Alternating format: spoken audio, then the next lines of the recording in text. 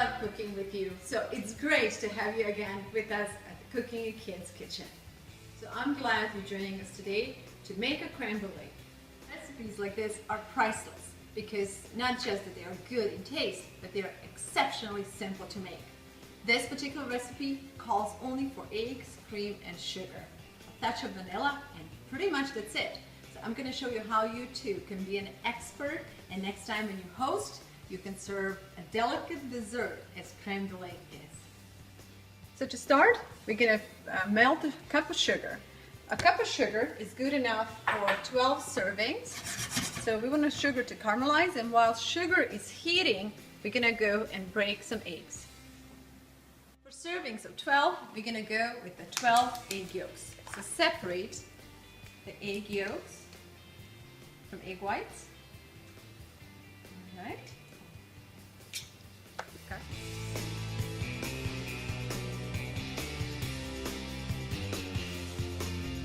While you're doing this, you still have to pay attention to sugar because once the sugar reaches the temperature of melting, it will melt quickly. So as you break eggs, keep an eye on a pot with sugar. If you look at the edges, sugar is slowly starting to melt. Now we're just going to be careful and kind of watch it so that it melts evenly. If we don't, some parts might burn too much, while others will not get heated at all. And now the sugar is slowly melting, I want to show you the dishes. These are the little creme brulee dishes. I'm making 12 servings, 12 small servings like this. However, I have some bigger pots, bigger dishes that is, and so altogether I'm probably going to end up having maybe about 7 or 8 of these dishes. But should you use the smaller ones, you would be able to get 12 servings out of what we are preparing today.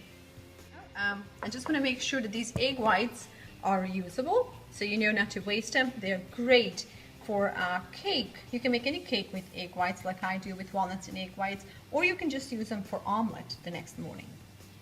The yolks. We're going to add 2/3 of a cup of regular white sugar. And mix it really, really well.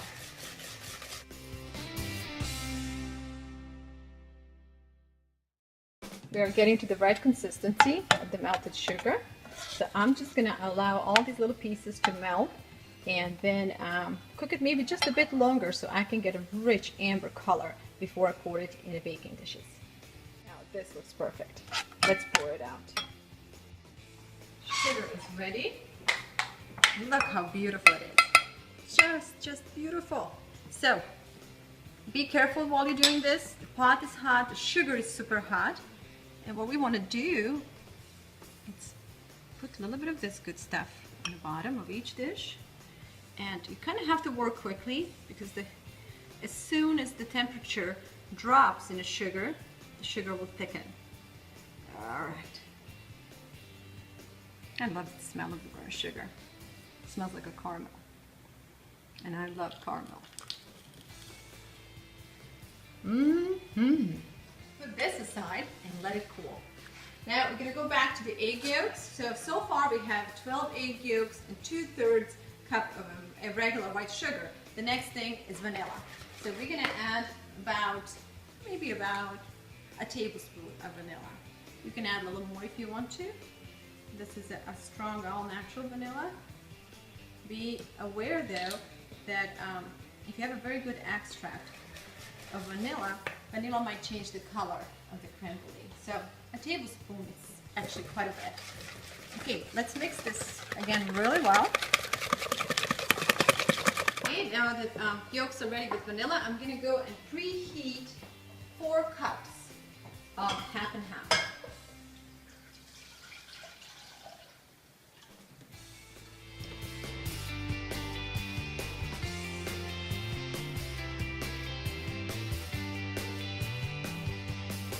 Tip, we don't want cream to actually heat. We want it to become just a lukewarm, because if the cream will get too hot, once we combine it with egg yolks, it will immediately cook egg yolks and we will lose the creaminess in the creme brulee. So what we want is just a lukewarm temperature of the cream, We're going to combine it with the egg yolks, mix it again, and then we're going to pour it out in those little baking dishes. Favorite desserts. Form. Now let's combine it with egg yolks. Again, careful and go very slowly. All right, oops. So be careful. This pot is definitely not the best one to use. As I said, this pot was not the best to use, so next time I will know to use a better pot because I wanted to pour this even slower than I did. But in any case, we have a beautiful, beautiful mixture here, and it already smells so, so good.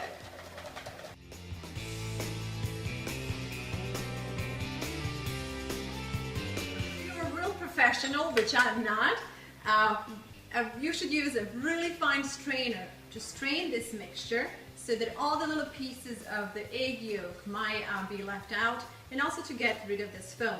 But I'm a single mom and I don't have time for finesse. But if you would like to do that, that would be the next step. You should get a fine strainer, strain the mixture, and then start pouring into dishes. For me, this is good enough because all the taste and flavor is in there already. So I'm just going to start pouring this directly into dishes. All right, you ready? I'm choosing to do this with a little ladle, but as you see, I also have chosen a dish which I could just directly pour into the into baking dishes. So we're going to try to do it both ways. In case that you don't have a dish like this, you can just use a ladle. So let's see how it works the other way. Let's see. This is definitely faster. All right. Oh, it smells so good. It's just amazing. A little bit of eggs, cream, and vanilla. And this dish doesn't need absolutely anything else.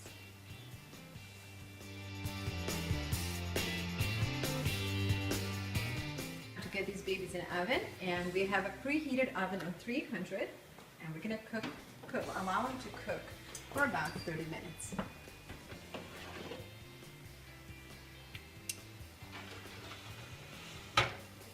I just want to give you one quick tip.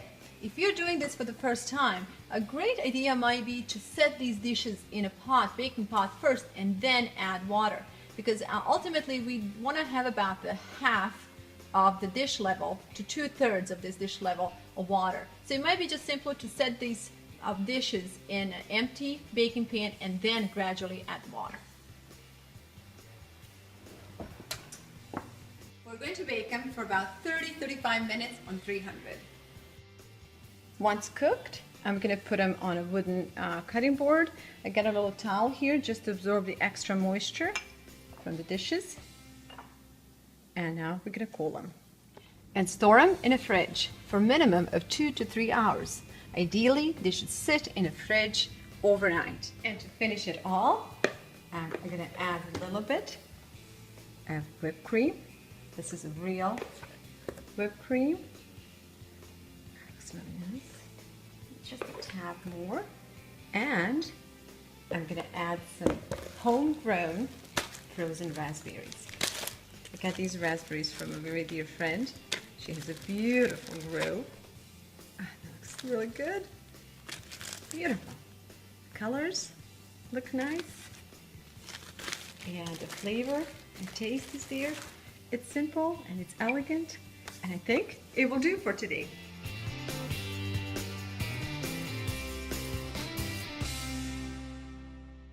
If you like today's recipe, you can find a bunch more like this one on our website under VLADA'S.